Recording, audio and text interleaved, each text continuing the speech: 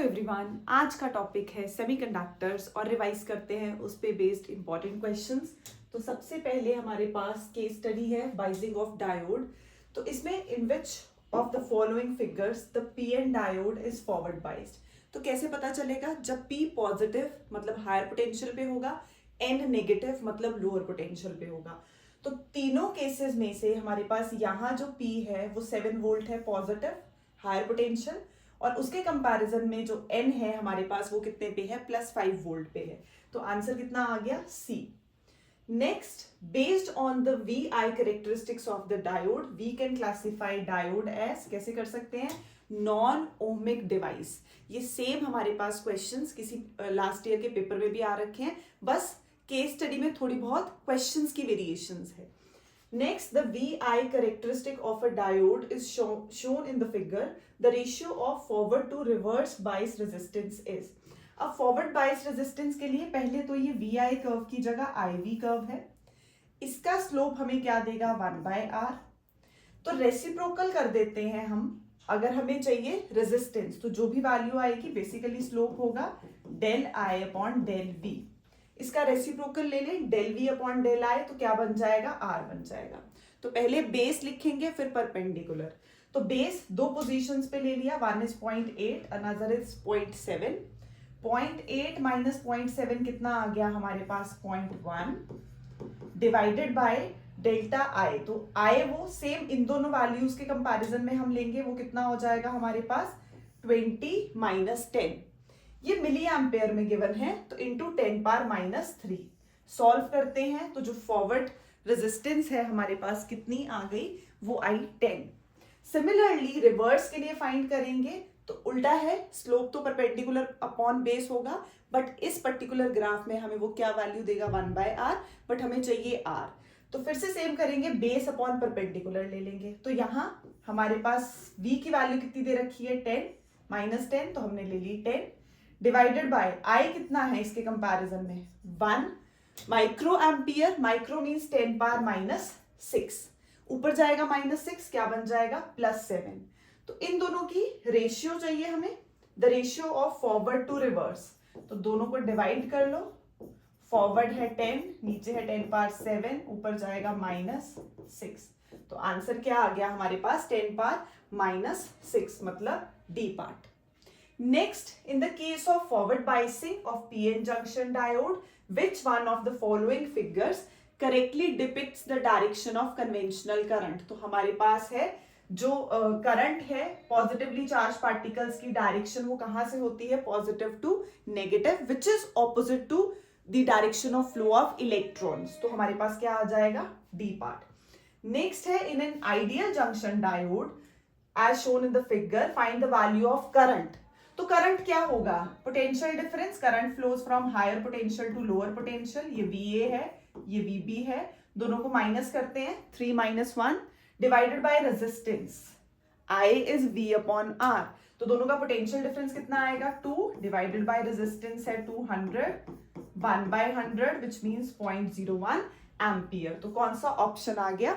C part आ गया।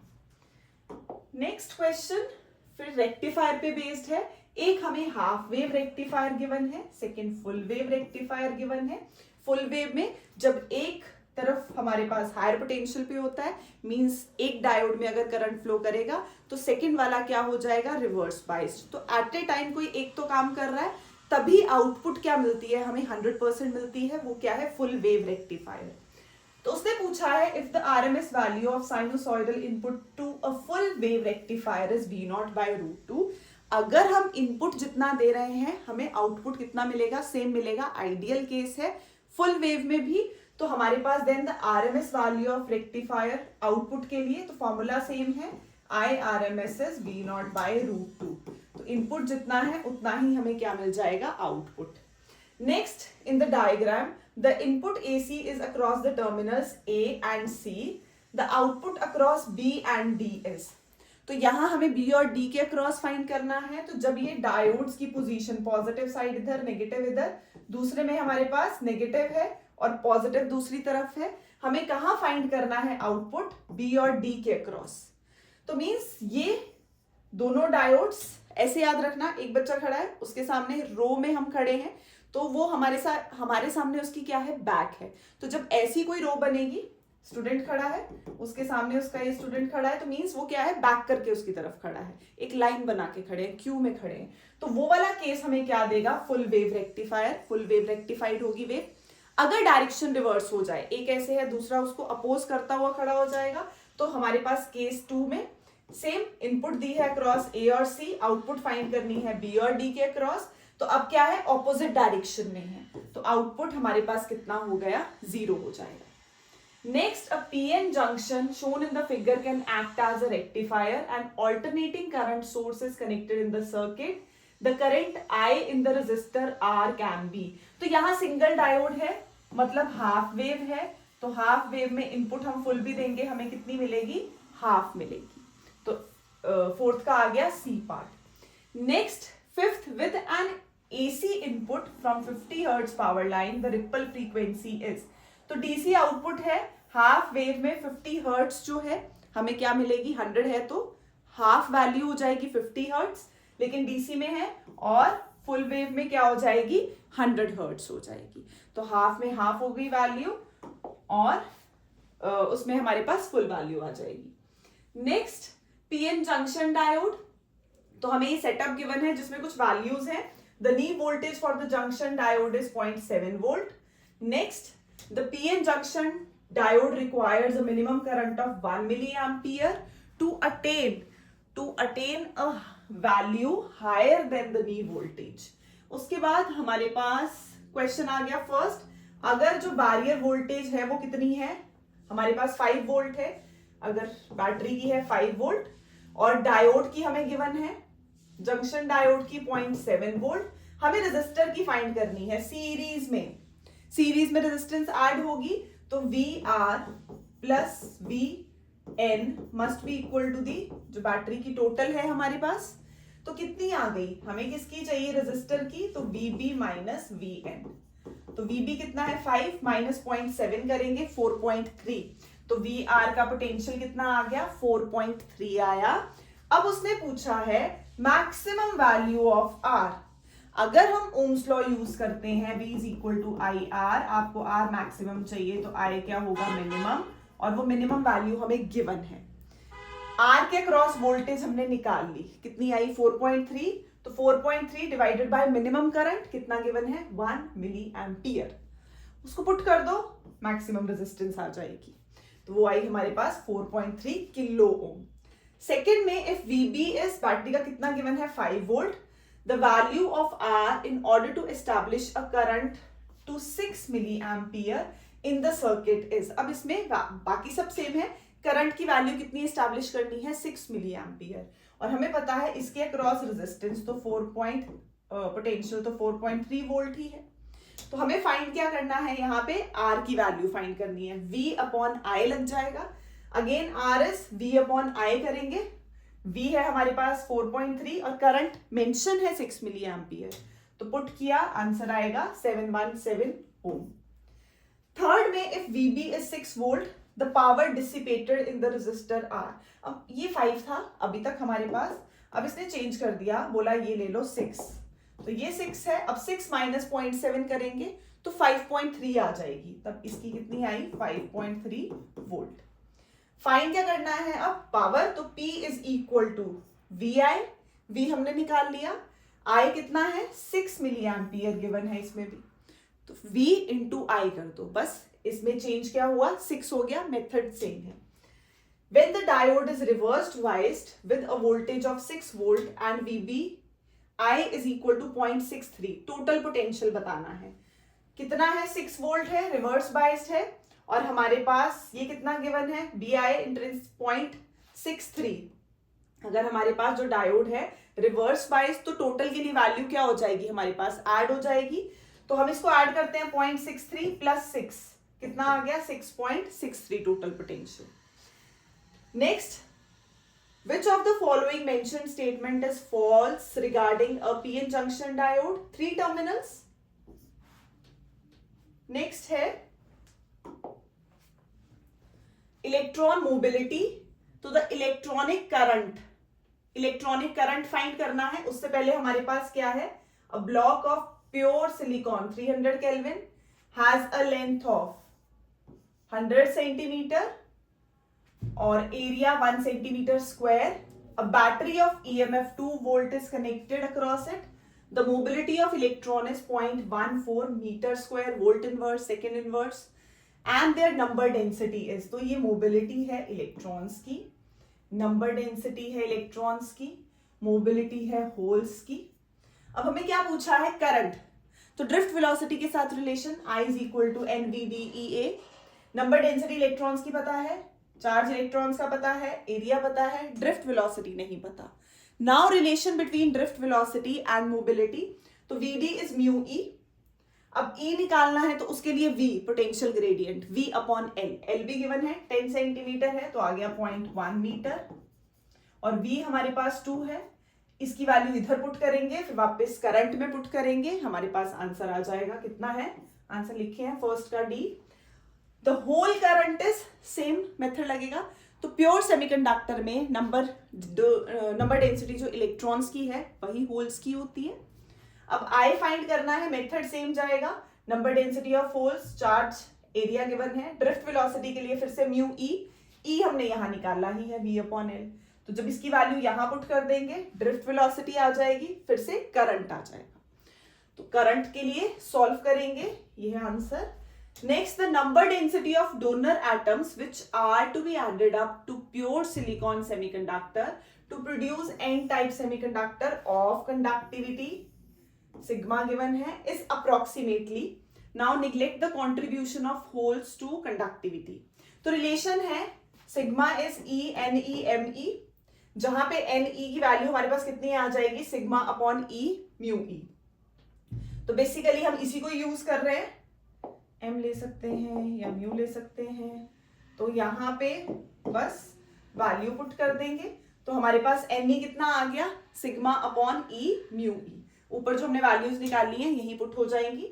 Next, when the given silicon semiconductor is doped with indium, the whole concentration increases to कितनी NH, ये हो गया हमारे पास.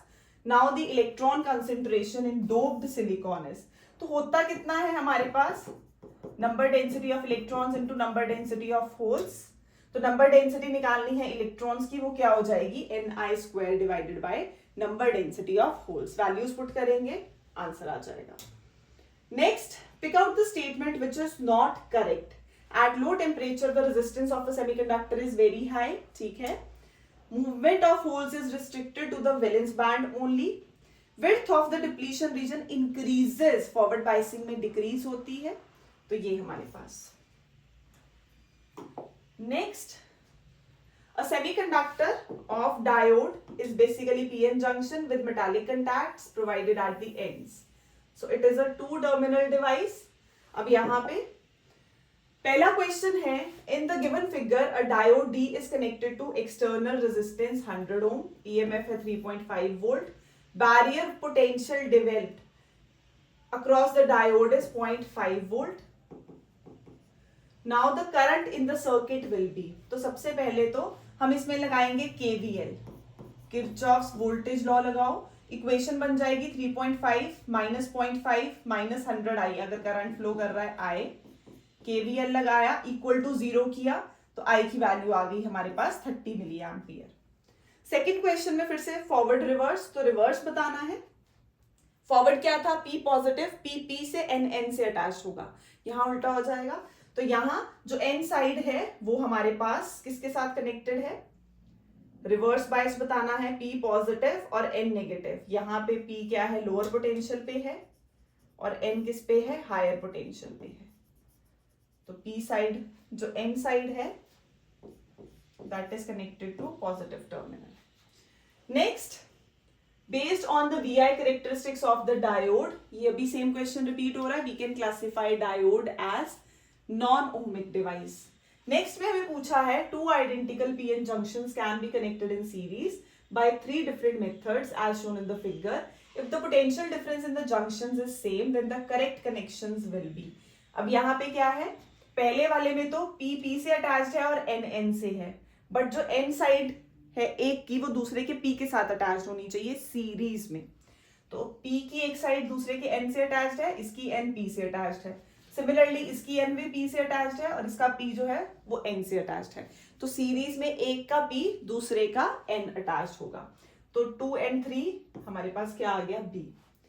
नेक्स्ट क्वेश्चन फिर से VI characteristic, ratio of resistance of the diode at I is equal to 15 milli ampere to the resistance. तो 15 milli ampere पे हमें निकालनी है फॉरवर्ड, यहां पे फॉरवर्ड बाइसिंग में। तो यहां पे हमारे पास हम दो वैल्यूज ले रहे हैं, एक इसके अक्रॉस और एक 10 के अक्रॉस। तो 10 के अक्रॉस इज 0.7 और वो उसका मिड है 15, बीच में लाई कर रहा है 0.8 और 0.7 के, तो दूसरी वैल्यू बीच में हो जाएगी 0.75। तो change in voltage to change in current, क्योंकि अभी किया जब IV कर्व होता है तो स्लोप देता है 1/R। रिवर्स करने के लिए delta V upon delta I कर देंगे। तो क्या आया 0.75 माइनस 0.7, उसके कंपैरिजन में करंट्स की वैल्यू है 15 और 10। तो 15 माइनस 10 साथ में क्या आ गया, मिली एम्पियर। सॉल्व किया, फॉरवर्ड बाइस्ड रिवर्स रेजिस्टेंस आ गई। नेक्स्ट रिवर्स के लिए V की वैल्यू 10 और I की 1 माइक्रो एम्पियर हम किस पे निकाल रहे हैं, V इज इक्वल टू -10 पे निकाल रहे हैं। तो इसकी वैल्यू V 10 हो गई, करंट नीचे 1 माइक्रो एम्पियर है तो 10 पावर -6, दोनों को डिवाइड करेंगे, 10 डिवाइडेड बाय 10 पावर 7 ऊपर जाएगा -6 आंसर देगा। Next, assuming that the two diodes D1 and D2 used in the electric circuit shown in the figure are ideal, find out the value of the current flowing through 1 ohm resistance। तो जब भी diodes का numerical आए सबसे पहले check करो कौन सा फॉरवर्ड बाइस्ड है और कौन सा रिवर्स बाइस्ड है। जो रिवर्स बाइस्ड होगा वो इनइफेक्टिव हो जाएगा। इसमें P से अटैच्ड है, N से अटैच्ड है, तो फॉरवर्ड। इसमें N P से अटैच्ड हो गया, रिवर्स, तो रिवर्स वाला इज इनइफेक्टिव, नहीं चाहिए। क्या बचा, 2 और 1, सीरीज में 2 + 1 3 हो गया। 3 ओम हमारी जो है नेट रेजिस्टेंस है, V 6 वोल्ट गिवन है, तो I इज V/R कितना आ गया, 2 एम्पियर। बस देखने में डरावने लगते हैं क्वेश्चंस, ये बहुत इजी हैं। Next the VI characteristic same है, अभी जो करके हटे हैं वैल्यू भी हमारे पास सेम ही आ रही है। पहले निकालेंगे फॉरवर्ड के लिए, वो अभी भी पीछे 10 ओम आई, सेम ये 0.7 है और ये वाली वैल्यू हम 0.75 ले लेते हैं, V minus I, V2 minus V1 और I2 माइनस I1, तो V2 minus V1, I2 minus I1 10 आएगा। रिवर्स में सेम ही क्वेश्चन है, 10 वोल्ट और 1 माइक्रो एम्पियर। तो जब फॉरवर्ड और रिवर्स पीछे भी हमने डिवाइड किया तो 10 अपॉन 10 पावर 7 आंसर आ गया 10 पावर -6।